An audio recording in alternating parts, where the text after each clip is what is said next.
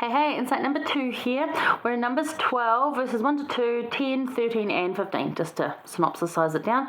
This is the story of Miriam and Aaron speaking out against Moses, so much so they were resentful. This is another strong emotion. They were envious and resentful that Moses had all the power as prophet. So remember, the question's the same this week for all the insights. Do you see yourself in this? And how do you see the Lord entering in your weak moments as you're feeling this emotion? So, resenting or unhappy with our leaders, are you? Because Miriam and Aaron, they spake against Moses because of who he was married to. Like, oh, he's married to an Ethiopian woman, she's not good enough. And actually, Zipporah was pretty damn wonderful, really. But they just, they find just things that really don't matter and pick on them and make a big deal of them because they're already feeling a resentment, or they're not feeling this testimony of them as strongly as they should be. It's kind of like a disease inside where it starts eating away at whatever testimony you had, or stopping one from beginning at all. So they do this. They speak against him. The Lord comes down in the cloud of the tabernacle and makes Miriam leprous, gives her leprosy, which is reflective of how the decay was happening to her testimony on the inside. He put it onto her skin outside. So she had to leave the camp for 7 days. Well, what I really love about this is that, first off, Moses begs forgiveness for his sister and her behavior. The Lord says, no, she needs to be 7 days. So they didn't move for 7 days. I'm not leaving her behind. And when she rejoined the camp, they moved. They moved then. But there was never any hard feelings from Moses. He was like, I'm sad you feel this way. And I know our prophet's the same way. If you're having anything against our leaders, and usually it's against our bishops, not so much our prophet, not here in New Zealand anyway, maybe in the States it is, in other places of the world, but here it's usually with your bishops or stake presidents, or even like your Elders Quorum president or Relief Society president.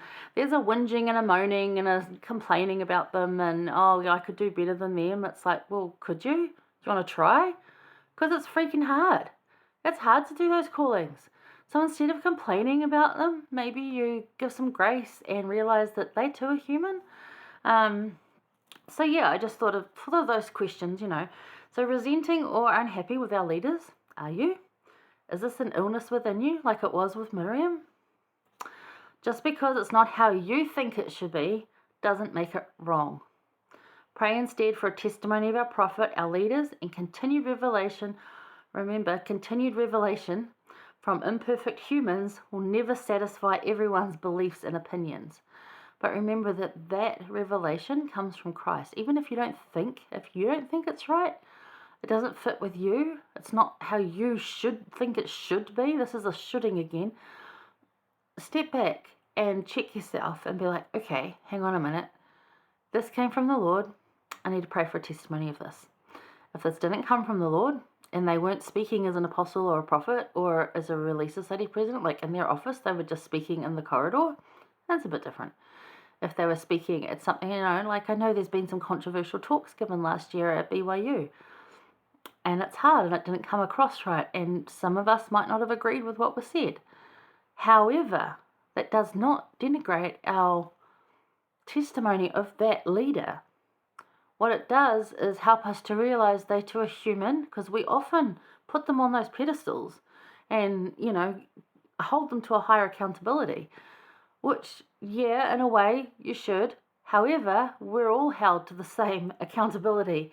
And we muck up plenty of times. Give them some grace. Pray for them instead.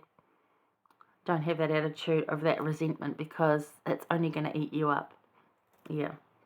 So there are better ways to bring about change than murmuring and holding resentment. There are much better ways to bring about change for whatever it is that you think should be changed or feel needs changing.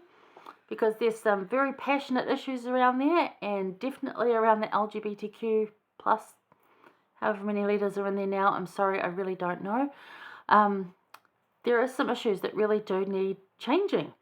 But there's time and there's space and there's the right moments, and it just hasn't yet.